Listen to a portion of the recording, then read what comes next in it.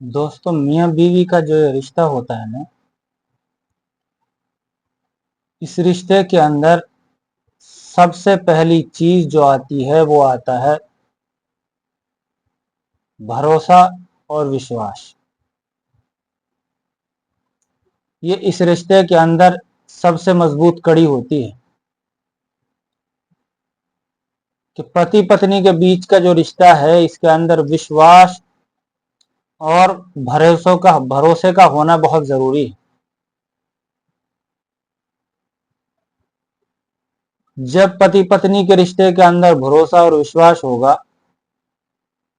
तो वो रिश्ता जो है और मजबूत होता चला जाएगा। और पति पत्नी का जो ये रिश्ता होता है, ये रिश्ता हर दुख सुख में साथ होने का होता है। पति को कोई दुख है, पति किसी परेशानी में है तो पत्नी उसका साथ देगी हर हाल में, और अगर पत्नी किसी परेशानी में है तो पति उसका साथ देगा हर हाल में।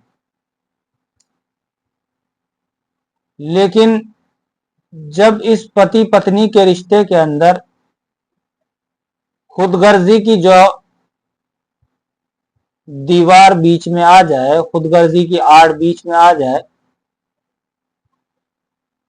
तो फिर वो खुदगर्जी की आड़, वो खुदगर्जी की दीवार, वो खुदगर्जी का जहर इस रिश्ते की बुनियादों को दीमक की तरह चाट जाता है। और फिर रिश्ते के अंदर जो है एक दूसरे से बातों को शेयर ना करना, एक दूसरे के साथ अपनी परेशानियों को शेयर ना करना, एक दूसरे के साथ अपनी तकलीफों को शेयर ना करना, ये सिर्फ जब होता है जब रिश्ते के अंदर भरोसे की और विश्वास की कमी होती है। ये रिश्ता जब मजबूत होता है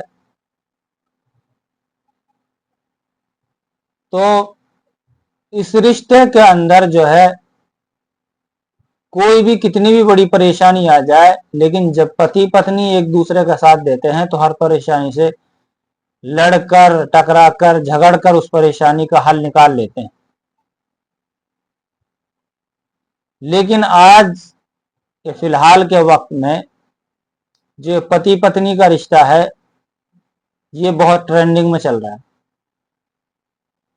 ट्रेंडिंग में इसलिए चल रहा है कि आप लोगों ने सुना होगा, आप लोगों ने पढ़ा होगा कि न्यूज़ें आ रही हैं निकल निकल कर कि अभी 10 दिन शादी को हुए थे, पत्नी ने पति को मार डाला या फिर पति ने पत्नी को मार डाला।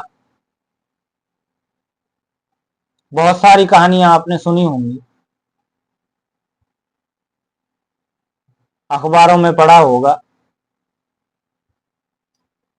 एक ऐसी ही कहानी मैं आज आप लोगों के लिए लेकर आया हूं जो एक सच्ची घटना पर आधारित है। आज तक आप लोगों ने जो है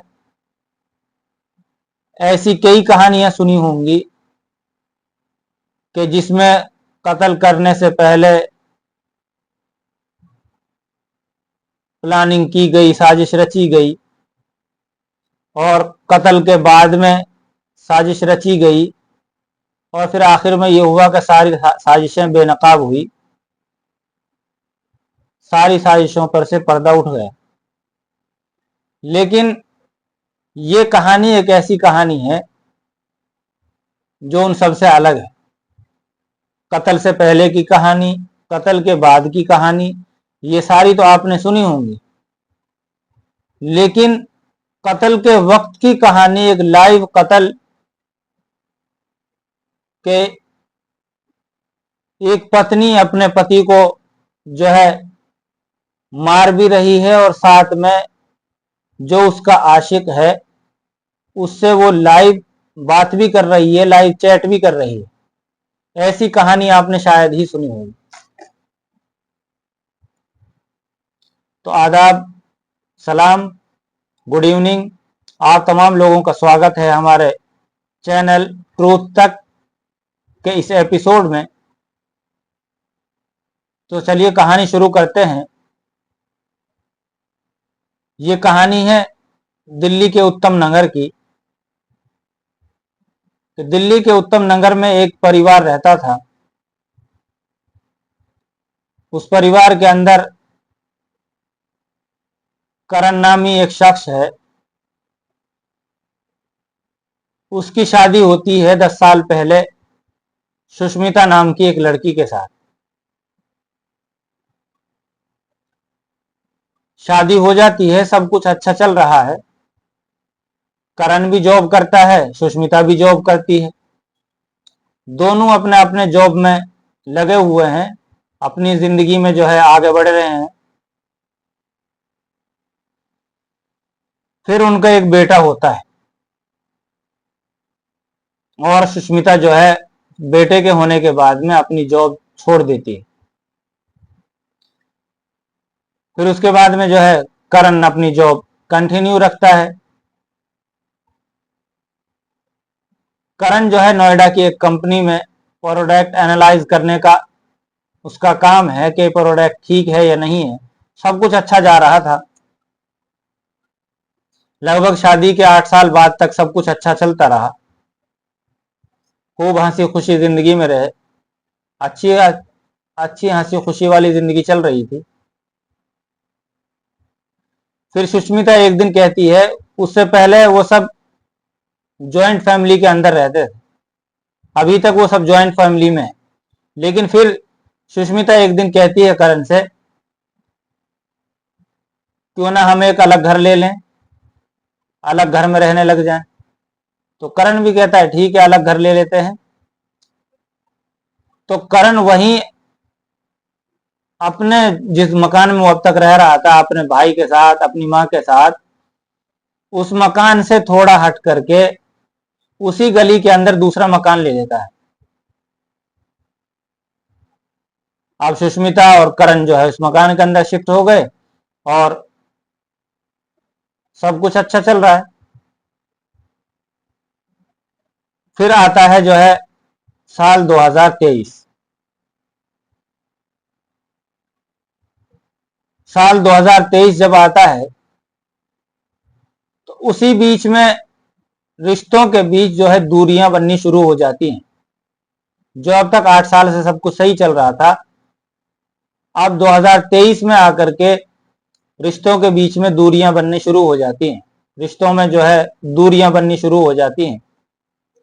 और दूरियां होने की वजह यह थी कि करण का एक भाई था, चचाजाद भाई है, उसका चचेरा भाई है राहुल। उसका घर में आना जाना था करण के। अब करण के घर में आना जाना था तो करण उसका भाई और सुष्मिता उसकी भाभी।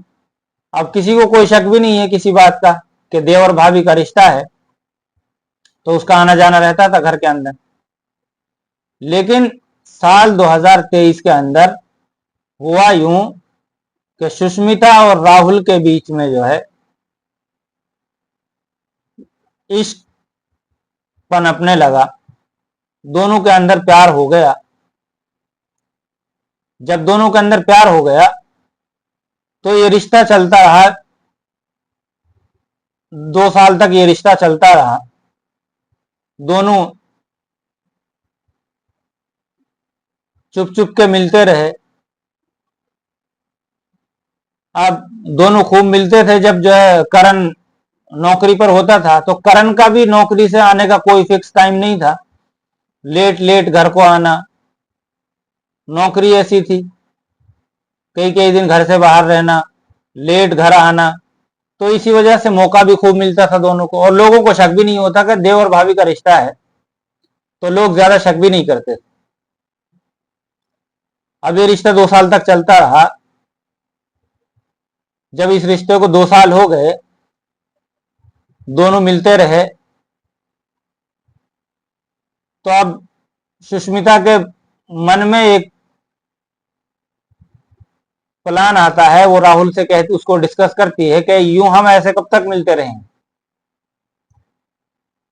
क्यों ना हम ऐसा करें कि करण को अपने रास्ते से हटा दें, और करण के पास प्रॉपर्टी भी बहुत है, जायदाद भी बहुत है, तो करण के मरने के बाद में जो है ये सारा पैसा हमारा हो जाएगा, सारा पैसा मेरा हो जाएगा, और हम दोनों शादी कर लेंगे और खूब फिर आराम से जिंदगी गुजारेंगे। अब राहुल भी उसकी बातों में आ जाता है। अब प्लानिंग शुरू होती है कि मारे कैसे। तो फिक्स ये होता है कि नींद की गोलियां खिलाकर मारेंगे, कि नींद की गोलियां खिलाएंगे और उसके बाद इसको मारेंगे।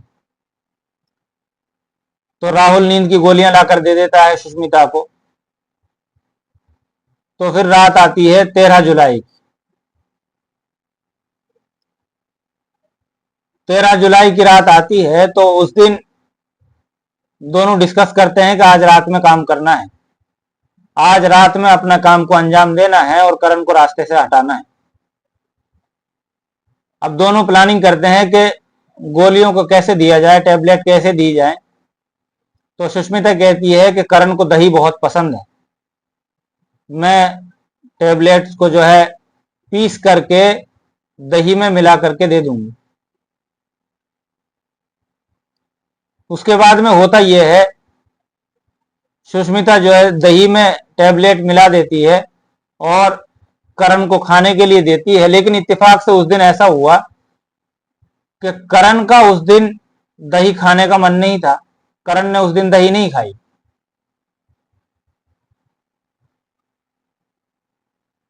अब वो राहुल को फोन करती है और राहुल से कहती है कि ये तो प्लानिंग फेल हो गई कि करण ने दही तो खाई नहीं।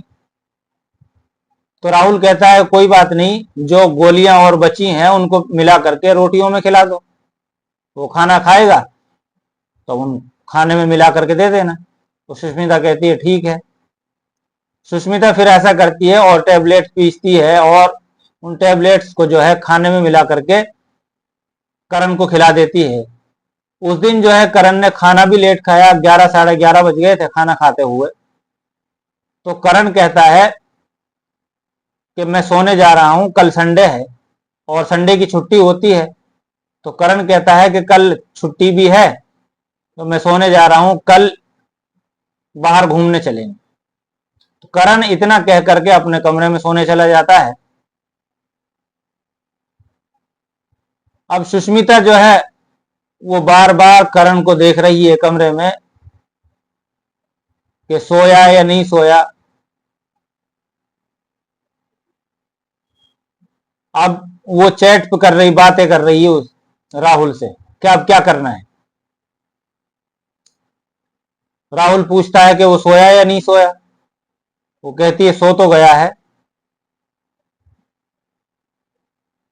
तो फिर राहुल कहता है कि फिर क्या करना है, आगे काम कब खत्म करना है।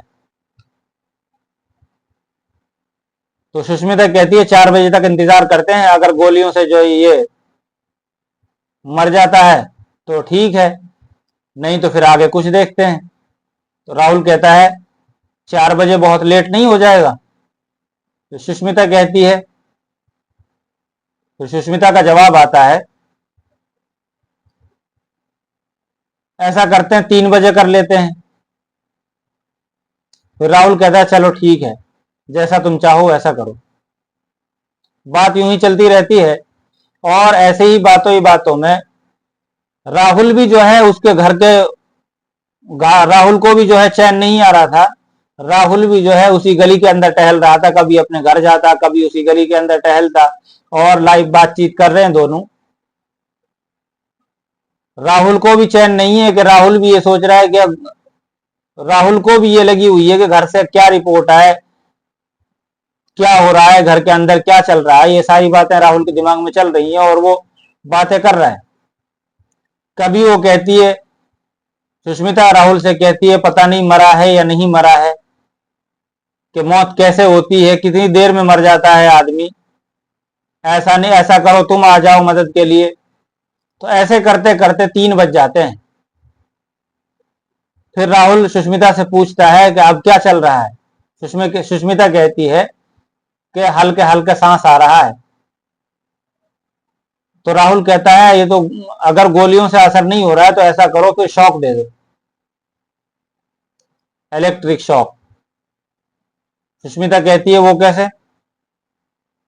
वो तो राहुल कहता है एक वायर लो और उसको बिजली के बोर्ड के अंदर लगाओ और उस तार को, एक तार को जो है करण के पैर से बांध दो और दूसरे तार को जो है बिजली के बोर्ड के अंदर लगा दो और स्विच ऑन कर दो। फिर सुष्मिता कहती है ऐसा करो तुम ही आ जाओ, दोनों साथ में मिलकर करते हैं। तो फिर राहुल वहां पहुंच जाता है, घर पे आ जाता है और दोनों मिलकर के फिर उसको इलेक्ट्रिक शॉक देते हैं करण को, और करण की डेथ हो जाती है। संडे की सुबह को इस मौत का खुलासा होता है। घर वाले पुलिस को फोन करते हैं, पुलिस आती है, डेड बॉडी को ले जाती है और पोस्टमार्टम करके मंडे को जो है करण की डेड बॉडी को वो परिजनों को सौंप देती है। परिजन भी जो है अभी तक इस मौत को एक नॉर्मल मौत मान के चल रहे थे। पुलिस ने भी कोई केस दर्ज नहीं किया था, पुलिस भी नेचुरल डेथ मान रही थी, नेचुरल डेथ है। लेकिन पुलिस को इंतजार था कि पोस्टमार्टम की रिपोर्ट आएगी उसके बाद देखेंगे। तो घर वालों को अभी तक कोई जहन में कोई ऐसी बात नहीं है कि करण का मर्डर हुआ होगा, वो भी ऐसे हालात के अंदर कि जब ऐसी न्यूज हर दिन आती है कि पत्नी ने पति को मार दिया और पति ने पत्नी को मार दिया। इस हालात के अंदर भी घर वालों को बिल्कुल भी ये अंदाजा नहीं था कि खुद सुष्मिता ने ही करण का मर्डर किया है। तो आप इससे सोचिए कि उन दोनों के दरमियान का रिश्ता कितना अच्छा रहा होगा, कैसा चल रहा होगा। तो मंडे को जो है परिजन करण के शव को ला करके पूरी विधि विधान के साथ उसका अंतिम संस्कार कर देते हैं। और जब शमशान से घर वापस आते हैं तो पुरुष अपने घर में जाने से पहले नहाते हैं और नहाने के बाद में गंगा जल छिड़कते हैं, फिर सब सही हो जाता है। तो सारे पुरुष ऐसा ही करते हैं। राहुल का छोटा भाई कुणाल वो भी ऐसा ही करता है, सॉरी करण का छोटा भाई कुणाल वो भी ऐसा ही करता है। और राहुल भी उस दिन इत्तेफाक से ऐसा हुआ कि वो भी करण का जो छोटा भाई कुणाल है उसके घर आया और घर में आने वो जब आया उसने भी कपड़े उतारे, अपना पर्स निकाला और मोबाइल निकाल करके बाहर रख दिया और वो भी नहाने के लिए चला गया। इतने में कुणाल आता है और कुणाल देखता है कि कपड़े वगैरह बाहर रखे हुए हैं, उनको उठा करके वो अंदर ले जाता है। राहुल का फोन भी वहीं रखा हुआ था। राहुल का फोन उसने जब उठाया तो आजकल टच के फोन है, उंगली लगने से जो है ऑन हो जाते हैं। तो राहुल की फोन में कुणाल की उंगली जब टच हुई तो स्क्रीन जो है ऑन हो गई, लॉक लगा नहीं हुआ था, अनलॉक पहले से ही था। जो पहली चीज कुणाल ने स्क्रीन के ऑन होने के बाद में जो देखी वो ये थी, वो इंस्टा की चैट थी जो सुष्मिता के और राहुल के बीच में उस रात हुई थी। पहले तो वो देख करके कुछ असहज महसूस नहीं करता, उसमें देखता है कि सुष्मिता भाभी का नाम उसमें वो देखता है। पहले तो वो सोचता है चलो नॉर्मल है, देवर भाभी हैं। लेकिन जैसे ही वो पहली चैट पढ़ता है तो उसके पैरों तले जमीन निकल जाती है। जब वो एक एक करके सारी चैट पढ़ता है तो उसके सामने सारी बातें खुल करके सामने आ जाती हैं कि जो उनकी प्लानिंग की जो बात हुई थी चैट के अंदर कि करण को कैसे मारना है, कब मारना है, वो सारी बातें चैट के अंदर मौजूद थी। कुणाल भागा हुआ अपनी माँ के पास जाता है, अपनी बहन के पास जाता है, उनको ये सारी बातें बताता है। और राहुल के वॉशरूम से निकलने से पहले वो जो इंस्टा की चैट थी उसको वो अपने मोबाइल में उसका वीडियो बना लेता है। अब एक तरफ तो ये था कि कहीं राहुल निकल ना आए वॉशरूम से, कहीं राहुल बाहर ना निकल आए, उससे पहले पहले वो सारा काम कर लेता है, उसकी रिकॉर्डिंग कर लेता है, वीडियो बना लेता है। उसके बाद में सारे घर वाले जो है पुलिस स्टेशन भागते हैं और वहां जाकर पूरा सबूत दिखाते हैं, पूरा एविडेंस दिखाते हैं।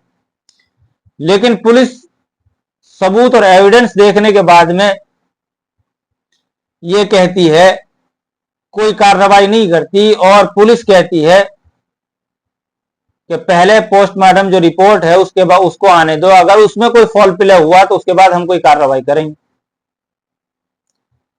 इतने में ये बात जो है हवा की तरह फैल जाती है, मीडिया में ये बात आ जाती है। जब मीडिया के अंदर ये बात आती है तो एसपी और डीसीपी तक, एसपी और डीएसपी तक भी ये बात पहुंचती है। तो उसके बाद में पुलिस एक्शन में आती है और पुलिस सोचती है कि अब तो हमारी फजीहत हो रही है, तो पुलिस उसके बाद एक्शन में आती है। और करण का भाई कुणाल वो अपनी मां के साथ अपने घर वापस आता है। घर वापस आने के बाद में वो सुष्मिता को एक कमरे में बुलाता है। उसकी मां और करण का छोटा भाई कुणाल और उसकी बहन वहां बैठे हुए हैं। सुष्मिता को बुलाता है और ये पूछता है कि भाभी आपने ऐसा क्यों किया, आपने मेरे भाई को क्यों मारा। तो सुष्मिता एकदम सकपकाती है, वो इधर उधर की बातें करती है। तो कुणाल उसको वो इंस्टा की जो चैट की वीडियो थी उसको दिखाता है। अब सुष्मिता जब वो चैट देख लेती है तो फिर और कहानी बनाती है कि वो मुझे मारता था, पीटता था, बहुत टॉर्चर करता था। तो उसकी मां कहती है अगर वो तुझे इतना ही टॉर्चर करता था, मारता था, तो अलग हो जाती, डिवोर्स ले लेती, मेरे बेटे को मारने की क्या जरूरत। तो इतने में कुणाल कहता है ये सब तूने और राहुल ने मिलके किया है ना, ये सब तूने राहुल के साथ जिंदगी गुजारने के लिए किया ना। तो वो इधर उधर की बातें करती है। कुणाल कहता है कि या तो अपना जुर्म एक्सेप्ट करो, नहीं तो फिर कुछ पुलिस कार्रवाई करेगी, उसके सामने एक्सेप्ट करोगी। फिर सुष्मिता कहती है कि हाँ मैंने मारा उसे। उसके बाद में फिर राहुल को बुलाया जाता है, राहुल को बिठाया जाता है। राहुल आता है, उससे पूछा जाता है, वो भी अपना जुर्म जो है एक्सेप्ट कर लेता है। और जब वो अपना जुर्म एक्सेप्ट कर लेता है उसके बाद में, जब वो दोनों अपना जुर्म एक्सेप्ट कर लेते हैं उसके बाद में पुलिस को फोन किया जाता है, पुलिस आती है और उन दोनों को अरेस्ट करती है मर्डर के चार्ज में और अपने साथ पुलिस स्टेशन ले जाती है। इस तरीके से उन दोनों का पर्दाफाश होता है। एक और पति, एक और पत्नी ने एक और पति को कत्ल कर दिया, एक और साजिश बेनकाब हुई। आखिर में हाथ क्या आया। जिस जिंदगी के उन्होंने सपने देखे थे कि करण जब रास्ते से हट जाएगा तो उसके बाद में करण की सारी प्रॉपर्टी हमारी हो जाएगी और चैन से जिंदगी गुजारेंगे, कुछ नहीं मिला। करण और सुष्मिता का एक बेटा भी है 7 साल का। करण भी अब नहीं रहा, सुष्मिता भी अपने पति के मर्डर के चार्ज में जो है सलाखों के पीछे है। बेटा है 7 साल का। सुष्मिता भी अब सारी जिंदगी जो है सलाखों के पीछे रहेगी। बाप का साया तो मां ने पहले ही छीन लिया था, मां भी नहीं रहेगी। हाथ क्या आया। राहुल भी अभी यंग है, पूरी जिंदगी बर्बाद, एक गलत कदम ने पूरी जिंदगी बर्बाद कर दी। और सबसे शॉकिंग जो है और सबसे दिल दहलाने वाली बात जो ये है कि एक पत्नी लाइव चैट पे बात कर रही है अपने प्रेमी के साथ कि अपने पति को कैसे मारा जाए। मतलब कत्ल करते हुए लाइव सजेशन भी ले रही है कि अब क्या करूं, अब क्या ना करूं, कैसे करूं, कितनी देर में ये मरेगा, कितनी देर में मौत हो जाती है, ये सारी बातें लाइव वो पूछ रही है। मतलब आप अंदाजा लगा करके देखो कि एक आदमी मर्डर करते वक्त उसके दिमाग में, उसका दिमाग कैसे चलता है, उसके दिमाग में क्या चल रहा है, ये सारी बातें इंसान से ज्यादा खतरनाक दिमाग किसी में नहीं। एक और अफसोसनाक कहानी, और इस अफसोसनाक कहानी में आज के लिए इतना ही। और नई नई वीडियोस, सच्ची कहानी पर आधारित नई नई वीडियोस देखने के लिए हमारे चैनल ट्रूथ तक को सब्सक्राइब करें, लाइक करें और हमारे चैनल को सपोर्ट करें। अगर आप हमारा सपोर्ट करेंगे तो हमारा हौसला बढ़ेगा और हम आपके लिए और नई अच्छी वीडियोस और सच्ची घटना पर आधारित नई कहानियां आप लोगों के सामने लेकर आएंगे। थैंक यू, शुक्रिया, बहुत बहुत धन्यवाद।